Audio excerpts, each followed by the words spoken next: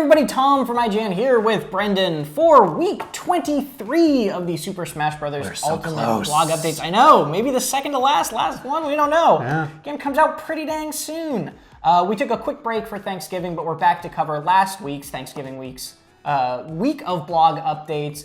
A word of warning, there has been a bit of a leak, so there are already lots of spoilers out there. Watch out in the recommended videos or any of that if you want to avoid spoilers. But we're just going to be covering what's on the blog updates, starting with Robin. We got to look at Robin last Robin Monday. or Robin, if you choose the male or female. I'm kidding, they're both Robin. So we had a little bit of a look at her or him, and we also got to play more at the recent preview event, which you can see on our site, Joshua Yale went to. And probably the biggest change to Robin is that there are now a lot more HUD identifiers for both the Levin Sword and all of Robin's tomes, which means you can now accurately see how many more swipes you get with the Levin Sword before it goes back to the Bronze Sword, and how many of each tome you can use before that tome has to be tossed, hits you in the face, and makes you fall off.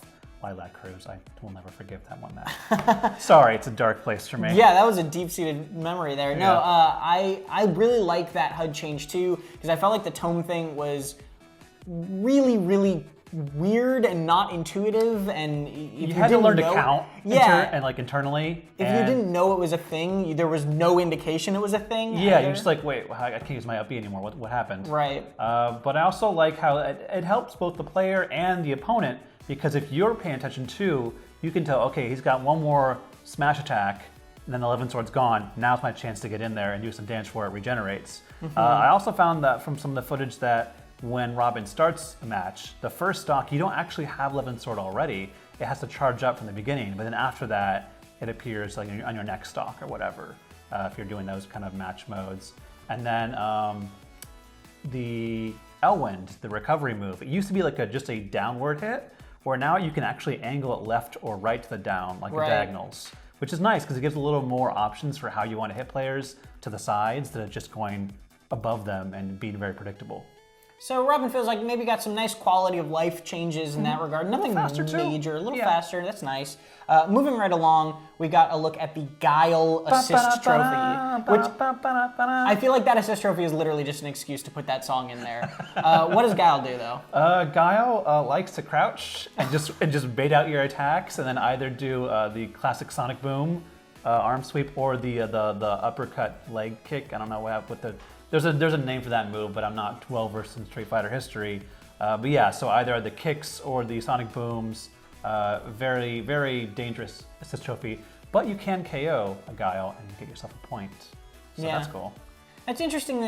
It's going to be really interesting to see which assist trophies do and don't do that also in the full list going forward. We also heard a new song, the King Bowser song from Super Mario Bros. 3, I believe? My man Koji Kondo. If you don't know who Koji Kondo is, bye. Yeah, get out. I'm just kidding. Koji Kondo is the legendary composer who did the music for Mario, for Zelda, for all of your greatest hits, and he's done a really, I love the beat for this. It's very like metal inspired, and it's just, I like it. I'm liking all of these tracks. There are some other tracks that I've seen in the preview footage, like a certain 2017 Zelda Breath of the Wild preview that I was like, they made music for this? Oh. Yeah. Ooh, I'm sweating. They've been doing a really, really good job with that. I haven't found many that they haven't shown many on the blog that I've disliked, to put it that way. Speaking of Zelda, one of the biggest changes to a fighter we've seen so far, sort of, is we got to look at Zelda. Yeah. And she's gone through a fair amount of changes. First and foremost, she doesn't look like Twilight Princess Zelda anymore. She looks like Link Between Worlds Zelda. Yeah, a little bit of Link to the Past if you're looking at that kind of like the 3D version. Right. But yeah, like she started out in Melee with the Ocarina of Time gown, and went to the Twilight Princess, like a more subdued look and like more regal looking, and now stern. Yeah, very stern and like, kind of cold, if I may say so. But now Link Between Worlds is very full of life, happy-go-lucky, these like cute little sandal boots. But she's still a very competent fighter and has a couple of new moves. Particularly her final smash is now the Triforce of Wisdom, where she uses the sealing power, kind of you saw in Breath of the Wild a bit, where she just seals you away and explodes. It's interesting to note that it says if you're over 100%, you will be KO'd. That's a matter of fact. It It's a lot closer to Link's Final Smash in function, which I feel like they're making a lot more of in Ultimate, is just these close range sort of catch you and then you take a ton of damage or die right away, rather than the bow, which he had the last Or even two. like the long range like attacks, like the final Samus's Final Smash. There's a lot less of those, I think. Right. I also do think it's interesting that they went with the Link Between Worlds look instead of the Breath of the Wild look like Link has. Because she really didn't fight in that game. Right, she didn't, and also, but I really like that Link Between Worlds is being represented here, because I feel like it is one of the best Zelda games that's come out in the last at least decade, and it's cool to see it get represented with its own character in this regard. That is a take, and I agree with that take. As far as her other moves that changed, I know that the Phantom Armor move, where she summons the Phantom Hourglass suit of armor to attack, now has, you just press B once and it starts charging, you press B again to launch it, but unlike, say, Samus's Charge Beam, where you just fire at any time at a small ball to a big ball, there's actually 6 distinct phases. So like when the armor starts to get summoning, if you press B quickly, it has like a little punch. You do it next, there's a little kick with like the leg armor, and then there's a sword stab, and then there's a sword slash, and then finally there's like a giant upward, full armored attack if you wait the longest. So I think that's pretty cool, is you actually have distinct phases to wait for if you want. And then I noticed that the last charge one, there's a bit of a delay between when it actually comes out. So you can actually like wait for someone to get close, run out, they'll chase you, you run back behind it, and then it attacks. If you can get this all to work. A little more nuance to that move then. That's cool. Yeah, and then just like Robin, generally a little bit faster of a character than she was originally. I think higher jumps that I noticed too.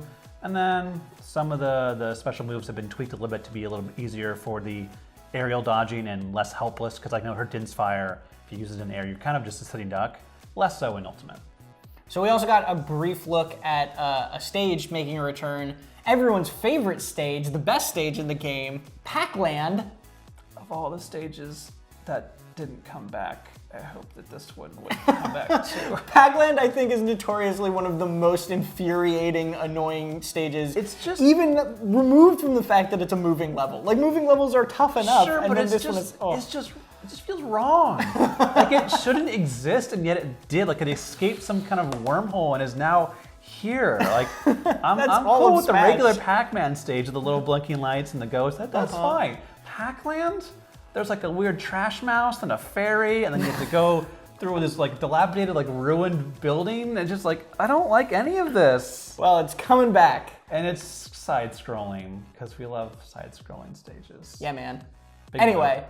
moving on from that horror show, we also got a look at another assist trophy, Chef Kawasaki, who we've seen in other stuff before. This wasn't a brand new reveal. Yeah. And how does he work? Because it's kind of a familiar effect.